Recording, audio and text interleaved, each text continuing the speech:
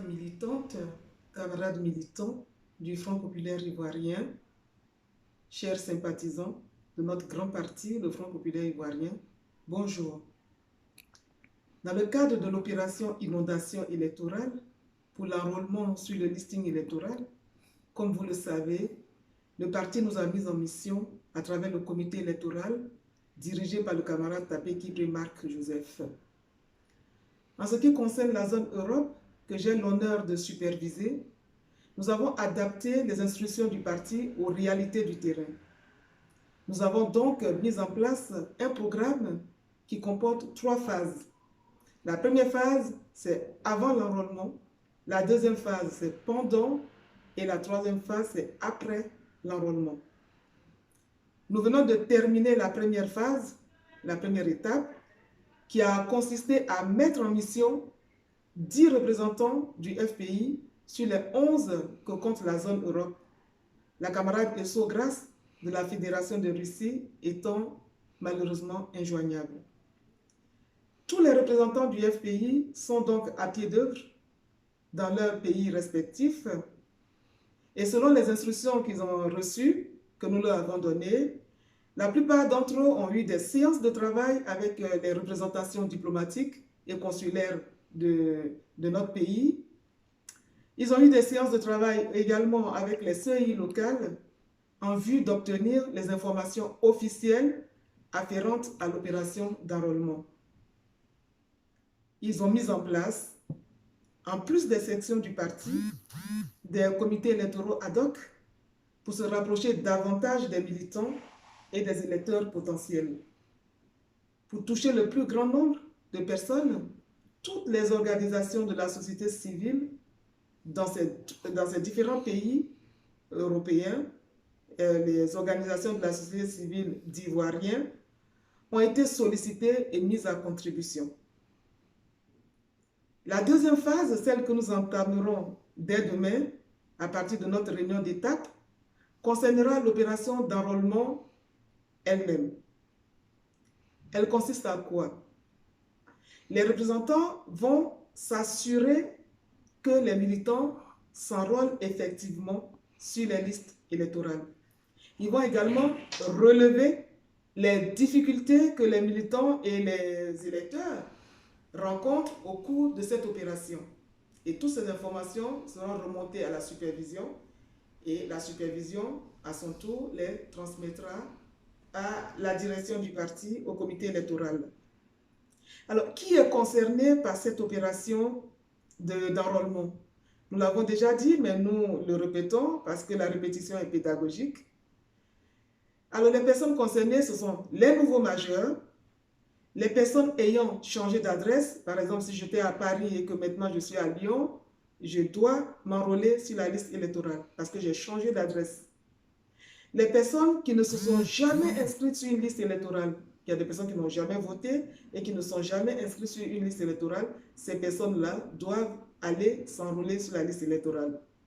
Les femmes qui ont changé de statut matrimonial, si je m'appelais Madame Tan et que maintenant je m'appelle Madame X, alors je suis tenue d'aller m'enrôler sur la liste électorale parce que j'ai changé de statut. Mais concernant les personnes qui ont déjà pris part au vote de 2010 et au vote de 2015, ces personnes, elles sont déjà inscrites sur la liste électorale.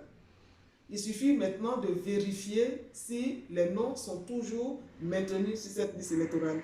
Donc, il n'est pas question d'aller encombrer les services consulaires pour le jour de l'enrôlement pour vérifier si on est sur la liste électorale. Il faut attendre et nous allons vous communiquer le numéro ou l'adresse mail où il faut prendre des informations pour voir si vous êtes toujours inscrit sur la liste électorale. Je parle bien des personnes qui sont déjà inscrites sur les listes de 2009 pour les élections de 2010 et les personnes qui sont inscrites en 2015 et qui ont pris part au vote de 2015.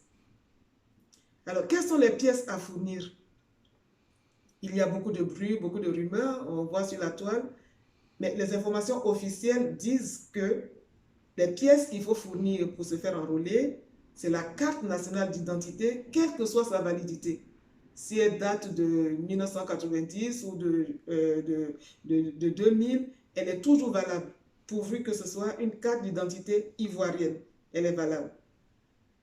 Ça, cette carte nationale d'identité ou le passeport biométrique en cours de validité. Alors, pour le passeport biométrique, il faut que ce soit un passeport en cours de validité. Ce n'est pas comme la carte d'identité où on peut prendre une carte d'identité qui n'est même plus valide, qui n'est même plus valable. Pour le passeport, il faut que ce soit le passeport biométrique en cours de validité ou la carte consulaire. Donc, je reprends, il y a 3 éléments et ces éléments ne sont pas cumulatifs.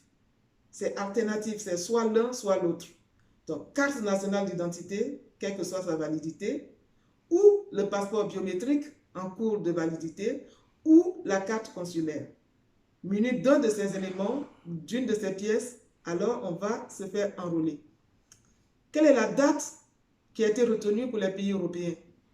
C'est du 13 au 24 juin, c'est-à-dire dans une période très courte qu'il faut aller se faire enrôler sur les listes électorales. Cela demande à ce que nous fassions un effort pour nous mettre, comment on va dire ça, pour être prêts à aller se faire enrôler sur les listes électorales. Généralement, on attend le dernier jour. Non, il faut y aller un peu tôt pour pouvoir être sûr d'être pris en compte sur la liste électorale. Donc, je répète, la date, c'est du 13 au 24 juin. Donc, ça commence déjà dans 3 ou 4 jours. Alors, quels sont les lieux? Pour le moment, les lieux que je vais vous indiquer, ce sont les lieux de la France. Et ultérieurement, je vous donnerai les lieux concernant les autres pays européens. En France, nous avons 16 lieux d'enrôlement, 7 sites d'enrôlement. Nous en avons 4 en Île-de-France, c'est-à-dire Paris et sa région, qu'on appelle l'Île-de-France. Nous en avons 4. Les adresses vous seront communiquées aussi ultérieurement. Nous avons un site d'enrôlement à Lyon, un à Nantes, un à Nancy, un à Toulouse, un à Marseille, un à Bordeaux, un à Strasbourg et un à Lille. Et toutes les adresses de ces lieux que je viens de vous indiquer vous seront communiquées par l'intermédiaire de vos représentants, ou vous pouvez vous adresser aussi à l'équipe de la supervision. Alors, pour toutes ces informations sur les adresses, les lieux d'enrôlement et toute autre question, contactez vos représentants et contactez aussi la commission de la supervision que nous avons mis en place. Et comme je le disais tantôt, nous allons vous communiquer toutes les adresses pour que vous puissiez nous joindre. Alors, concernant les représentants, il s'agit donc, je vais vous donner le nom des représentants et des pays qu'ils dirigent, enfin, où ils sont en mission pour le parti. Alors, nous avons le Danemark. Le Danemark, le représentant est le camarade Zoku Dassi Alain. Il réside à Copenhague. Pour l'Allemagne, il s'agit de Swaga Senghor Belli. Il réside à Hambourg. Pour la Belgique et le Luxembourg, nous avons le camarade Titilo René qui réside à Gand. Pour l'Espagne, nous avons le camarade Miapi Jacques qui est à Saragossa. Pour le Royaume-Uni, nous avons le camarade Dagrou Capo Célestin. Il réside à Londres. Pour la France métropolitaine, nous avons la camarade Nekalo Georgette qui réside à Paris. Pour la Hollande, nous avons le camarade Nieba Ben Nieba. Excusez-moi. Donc, nous avons le camarade Ben Nieba qui réside à Amsterdam. En Italie, nous avons le camarade Bolanoka Théodore qui réside à Ravenna. Suède, Finlande, Norvège, cette grande fédération de ces 3 pays réunis. Cette représentation donc est dirigée par le camarade Oku Jean-Claude. Il réside à Stockholm. Et je continue, pour la Suisse, nous avons le camarade Yayo Vincent, mais en l'absence du camarade Yayo Vincent, c'est le camarade secrétaire de section de Genève qui s'appelle César Ouraga, qui travaille avec nous dans le cadre de cette mobilisation, qui travaille provisoirement avec nous dans le cadre de cette mobilisation, en attendant que la direction du parti résolve la question de la représentation de la Suisse. Et pour la Russie, nous avons la camarade Esso Grass qui réside à Moscou. J'ai omis de vous dire que le camarade de la Suisse, c'est-à-dire le camarade César Ouraga, réside à Genève. Voilà donc les 11 représentations qui sont à pied d'œuvre et qui travaillent dans le cadre de cette opération mobilisation que le parti a bien voulu nous confier pour le compte de l'Europe. Alors, je voudrais, au terme de mon intervention, vous dire, camarades militants, chers sympathisants du Front populaire ivoirien, vous dire que le président Laurent Gbagbo est en route. Enrôlons-nous massivement sur les listes électorales pour que le soir du 31 octobre 2020, nous transformions notre victoire sur la CPI en victoire électorale. Je vous remercie. Bien de choses à vous et à vos familles. Prenez bien soin de vous. Merci.